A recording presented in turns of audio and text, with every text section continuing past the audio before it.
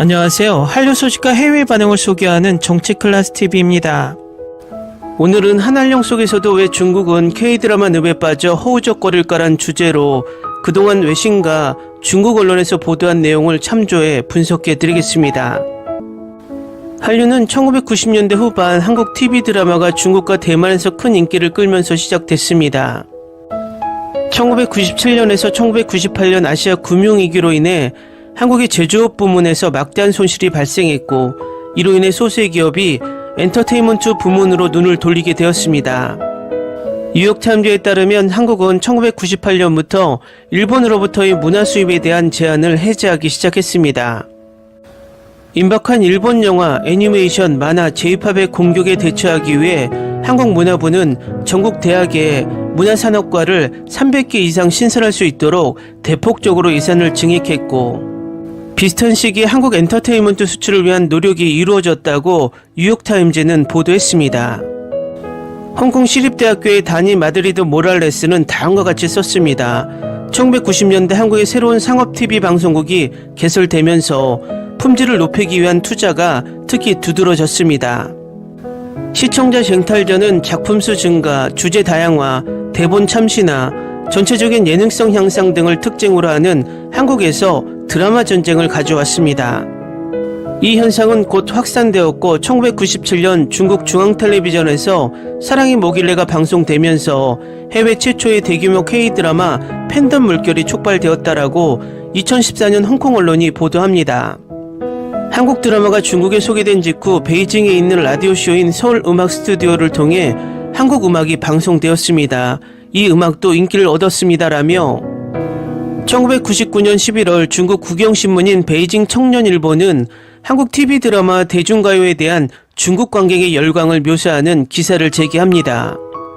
2000년 2월 SM 엔터테인먼트의 보이밴드 H.O.T는 현대 K-팝 가수 최초로 베이징 콘서트를 매진시키며 해외 공연을 펼쳤고, 한국 문화 수입량이 증가하자 중국 정부는 중국 시청자에게 방영되는 한국 TV 드라마의 수를 제한하는 것으로 대응했습니다. 하지만 2001년 6월 신화 4집 앨범 헤이 커먼이 아시아 특히 중국과 대만에서 큰 성공을 거두었습니다. 한류는 중국 고객에 대한 의존도가 점점 높아지고 있는 한국의 관광 및 소매 판매를 촉진시키는 데 도움이 됐습니다. 2014년 별에서 온 그대에서 여배우와 사랑에 빠진 외계인 역을 맡은 김수현, 태양의 후예에서 평화유지군 역을 맡은 송중기 등이 출연하며 중국에서 인기를 얻었습니다. 러닝맨을 포함한 많은 리얼리티 TV 프로그램은 한국과 중국 TV 방송국에서 공동 제작됩니다. 사우스차이나 모닝포스트는 2016년에 이렇게 보도합니다. 베이징에서 노리미치 오신이는 뉴욕타임즈에 다음과 같이 썼습니다. 코리아시티 시단 쇼핑센터 꼭대기층에 있는 작은 상점들이 한국의 힙합 의류, 영화, 음악, 화장품 등을 판매합니다. 한국 스타일, 젊은 중국 쇼핑객들에게는 뉴욕 양키즈 모자나 일본의 아토민형과 같은 일부 제품이 분명히 한국과 관련이 없다는 것이 중요하지 않는 것처럼 보입니다. 하지만 대부분의 품목이 실제로 중국 공장에서 생산되었다는 것입니다. 미국 기업의 현지 지사에서 일하는 왕잉 씨는 코리아시티의 제품은 중국산인 것으로 알고 있다고 말합니다. 그러나 많은 젊은이들에게 한국은 패셔너블하거나 스타일리시한 것으로 상징됩니다. 그래서 그들은 한국 스타일을 모방합니다라는 기사가 2006년 뉴욕타임즈에서 보도합니다. 다른 문화, 특히 중국뿐만 아니라 일본, 미국의 영향을 받은 국가로서 한국은 수출국으로서의 새로운 역할에 있어 전환점을 맞이하고 있습니다. 서울의 도시 생활인을 다룬 한국 영화와 드라마는 비록 명백하게 정치적이지 않지만 개인의 행복과 세련된 소비주의를 중심으로 한 현대인의 삶의 이미지를 제시합니다. 그들은 또한 가족관계를 강조함으로써 유교의 뿌리를 둔 지속적인 가치를 보여주며 중국인에게 문화혁명 동안 잃어버린 것을 일깨워주고 전통을 현대화하고 유지한 한국은 아시아 국가의 모범으로 비춰집니다. 남자 셋 여자 셋과 세 친구는 미국 TV쇼 프렌즈의 한국판과 같습니다. 섹스앤더시티와 비슷한 서울에서 사랑을 찾는 30대 싱글 여성 3명의 이야기를 담은 드라마 술꾼 도시 여자들이 중국에서 큰 인기를 끌면서 해당 에피소드가 불법 다운로드 되거나 해적판으로 판매됐습니다. 우리는 그러한 드라마에서 현대적인 라이프 스타일을 볼 수 있다고 생각합니다라고 이곳 칭화대학교 학생인 양 씨는 말합니다. 미국 드라마도 그런 생활 방식을 보여줍니다. 한국과 미국이 비슷한 정치 체제와 경제를 가지고 있다는 걸 우리는 알고 있습니다. 하지만 한국 사람들은 문화적으로 우리와 더 가깝기 때문에 그런 생활 방식을 받아들이기가 더 쉽습니다. 우리도 그들처럼 살 수 있다고 느낍니다. 수년 이내로 그들과 비슷한 생활 방식을 갖고 있을 것 같습니다라고 관 씨는 말합니다. 그들은 친구가 있고 술집에 갑니다. 그들은 좋은 휴대폰과 좋은 차를 가지고 있고 편안한 삶을 살고 있습니다. 동급생 후옥한 씨는 미국 드라마는 너무 현대적이며 섹스 앤 더 시티 같은 것은 우리에게 너무 낯설다고 말합니다. 베이징대 대학원생 진야 씨는 우리는 미국 문화를 좋아하지만 직접적으로 받아들일 수 없다고 말합니다. 한국어와 일본어를 모두 공부한 진 씨는 일본 문화와 달리 한국 문화를 받아들이는데 아무런 장애가 없다고 말하며 중국과 일본의 역사 때문에 여기 젊은이가 일본 문화를 좋아하면 우리 부모가 화를 낼 것입니다. 중국인들이 한국식으로 필터링된 미국 힙합 문화를 선호하는 기저에도 정치가 깔려있는 것 같습니다. 반항심, 10대의 불안, 자유에 대한 메시지는 한국어 버전에서 중국인의 입맛에 더 잘 맞는 것 같습니다. 2015년 뉴욕타임즈에 다음과 같은 기사가 있습니다. 수년 동안 중국의 연예계 전문가들은 한국 텔레비전의 중국 내 입지를 설명하려고 노력해왔습니다. 중국 언론인이자 한국 연예계 분석가인 판 샤오이징은 한국인들은 디테일 때문에 계속해서 좋은 성적을 거두고 있다고 말하며 중국 로맨스 드라마는 그런 디테일이 없어요라고 말합니다. 한국의 배우들은 어릴 때부터 훈련을 받고 걷는 법, 옷을 입는 법을 배운다고 이전에 서울의 한 연예 매니지먼트 에이전시에서 일했던 관 씨는 말합니다. 그들은 성형수술을 받고 훈련의 일환으로 눈물 한 방울만 떨어지게 하는 방법에 대한 교육을 받습니다. 중국 시청자에게 가장 큰 반향을 불러일으키는 콘텐츠가 무엇인지 알아내면서 중국에서 인기를 끌고 있다고 양측 관계자들은 말합니다. 제작진에 따르면 드라마는 박진감이 있어야 하고 드라마라면 러브스토리여야 한다고 합니다. 문화평론가이자 프로듀서인 마 씨는 중국 사람들은 좋은 드라마는 비현실적인 주제의 드라마라고 생각합니다라고 말합니다. 모두 왕자와 사랑에 빠진 신데렐라와 관련이 있습니다. 사랑에 관해서는 그 표현이 되게 절제되어 있습니다. 별그대에서는 외계인 캐릭터 도민준과 스타 배우 촌송이가 키스까지 하다가 중병에 걸리게 됩니다. 하이난 열대 해양대학교 커뮤니케이션학 교수인 비엔타오는 차이나 데일리에 다음과 같이 썼습니다. 어떤 사람들은 한국 TV 시리즈의 인기를 사랑 중심의 이야기, 넘치는 미학, 낭만적이고 동정적이며 긴장감 넘치는 시나리오 덕분이라고 생각합니다. 젊은 여성의 환상에 맞추기 위해 남녀 주인공의 유쾌한 성격과 발랄함, 젊은 시청자들의 심리적 욕구를 충족시키는 반전의 반전이 있는 플롯과 경이로운 음악도 한국 드라마의 장점으로 꼽힙니다. 그러나 한국 드라마의 성공을 부차적인 요인인 한국 문화 정책과 문화 비즈니스 모델의 성공에서 비롯된다고 일부 학자들이 믿는다면 이 모든 것은 피상적인 것입니다. 한국 TV 드라마는 국가에 대한 긍정적인 이미지와 외부 세계와 통합하려는 열망으로부터 이익을 얻습니다. 내 생각에는 한국 TV 드라마가 성공한 이유는 국가에 대한 긍정적인 이미지와 외부 세계와 통합하려는 열망의 혜택을 받았기 때문입니다. 결국 한국과의 영화 TV 제작물은 더 넓은 국가 이미지의 맥락에서 분석해야 합니다라고 말합니다. 2015년 일본 니케이에 다음과 같은 기사가 올라옵니다. 수치가 모든 것을 말해줍니다. 2014년 한류 드라마 별을 세운 그대는 중국 스트리밍 사이트 아이치에서 총 28억 회 시청됐습니다. 이 드라마 주연 배우인 전지현이 신었던 은빛 반짝이는 지미추 하이힐이 한국과 중국뿐만 아니라 두바이, 런던 등 매장에서 사라졌습니다. 중국인 여행자들이 많이 찾는 곳 2014년 4월 지미추가 중국 북동부 선양에 첫 매장을 열었을 때 미화 $800 상당의 펌프 50켤레가 거의 순식간에 매진되었습니다. 극중 잘생긴 외계인 역을 맡은 주연배우 김수현이 어깨에 메고 다녔던 샘소나이트 몬도 백팩도 비슷한 이야기가 있습니다. 김수현 씨는 그 가방을 그냥 마음에 들어서 사용하기로 결정했지만 해당 백팩은 방송 이후 이틀 만에 판매에 돌입해 중국에서 일주일 만에 완판됐습니다.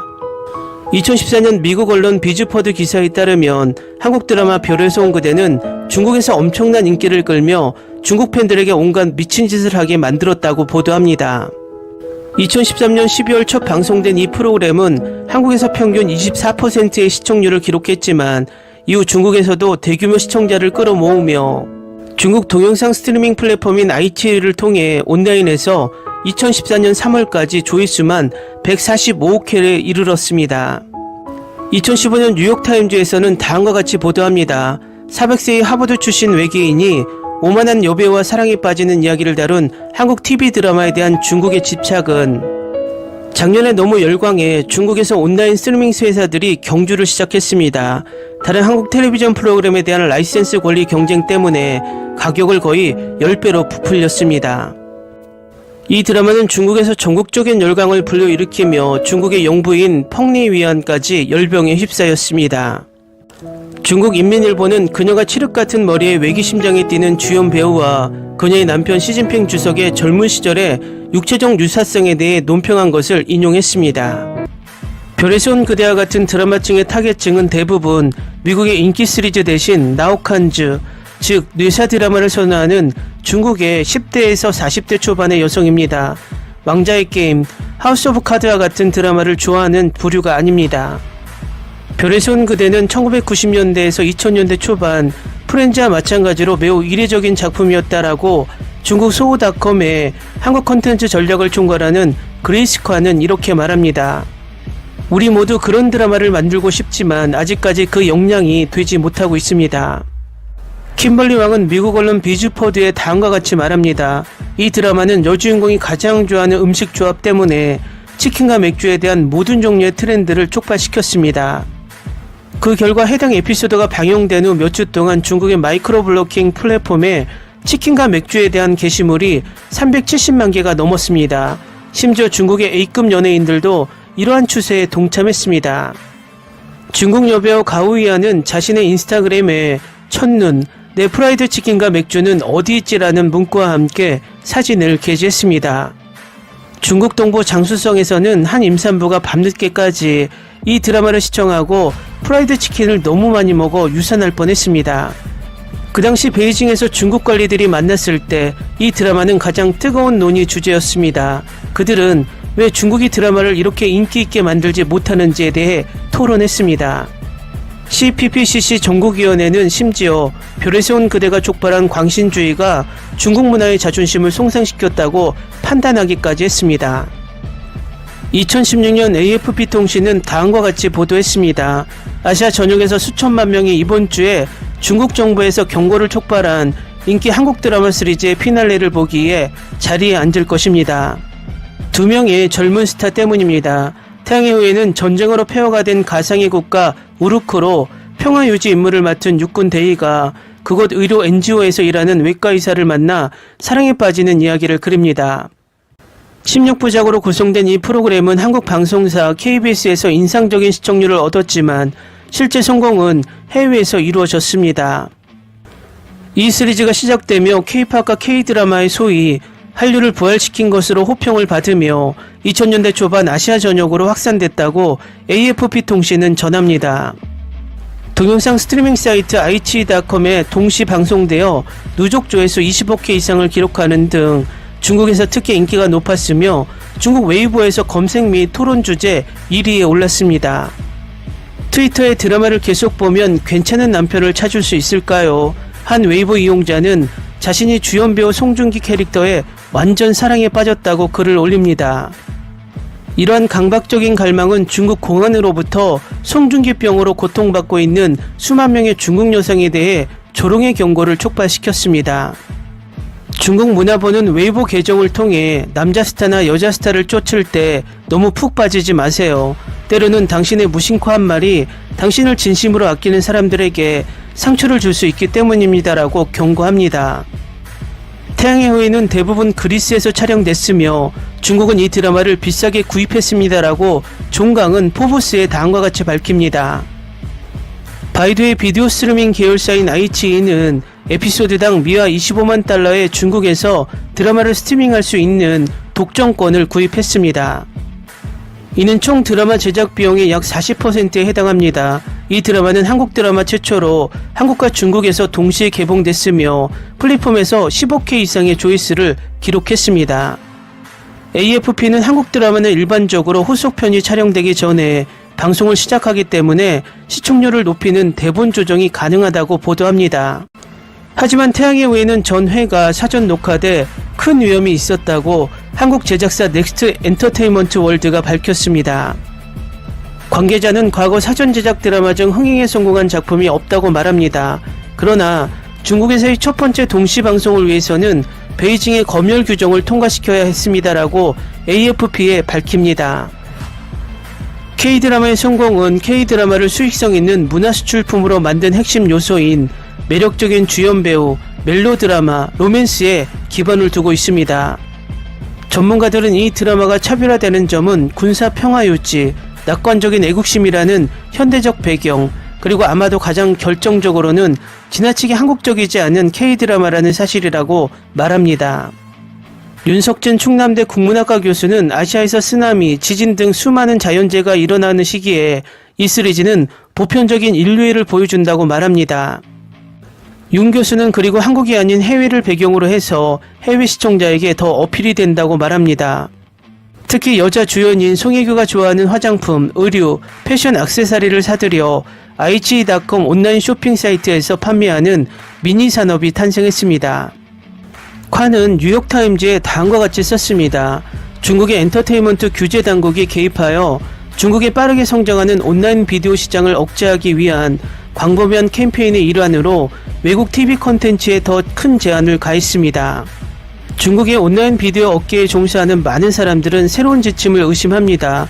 적어도 부분적으로는 별을 세운 그대 같은 인기 덕분에 중국 연예 산업이 성장했습니다라고 뉴욕타임즈에 말합니다. 한계에 직면한 소호, ichi 및 유쿠 같은 인기 스트리밍 웹사이트는 한국 대중문화에 대해 더 많은 관심의 일환으로 프로그램에 대한 국가의 욕구를 만족시키기 위해 자체적으로 한국 드라마에서 영감을 받은 컨텐츠를 개발하기를 원합니다. 이는 한국의 BTS, 블랙핑크, 별의 송 그대와 같은 히트작으로 바이럴 수출품을 쏟아내는 대중문화의 거장으로 한국을 변화시킨 마법의 비법을 활용하려는 것을 의미합니다. 거대 검색업체 바이두와 제휴한 온라인 비디오 스트리밍 웹사이트 ichi의 국제 커뮤니케이션 담당 이사인 소피 위는 우리는 같은 문화를 공유하고 비슷한 사회적 가치를 소중히 여깁니다라고 말하며 그래서 한국 콘텐츠는 당연히 중국 관객들이 이해하고 수용하기 쉽습니다. 중국 기업의 전략에는 한국의 인기 음식, 특히 버라이어티 쇼와 리얼리티 쇼를 중국 버전으로 만드는 것이 포함됩니다. 별에서 온 그대의 흥행 이후 중국 기업들의 시선은 더욱 높아졌고 중국에서 수백억 명의 시청자가 21부작으로 구성된 미니 시리즈를 시청했습니다. 이 미니 시리즈는 원래 한국의 주요 방송사인 SBS에서 방영되었습니다. 스트리밍 서비스 6호의 해외 인수 담당 수석 이사는 이 드라마가 한국 콘텐츠를 중국에서 주류로 끌어올렸다고 말합니다. 별에서 온 그대의 성공 이후 중국은 왜 한국만큼 드라마를 잘 만들지 못하는지에 대해 많은 고뇌와 고민이 있었습니다.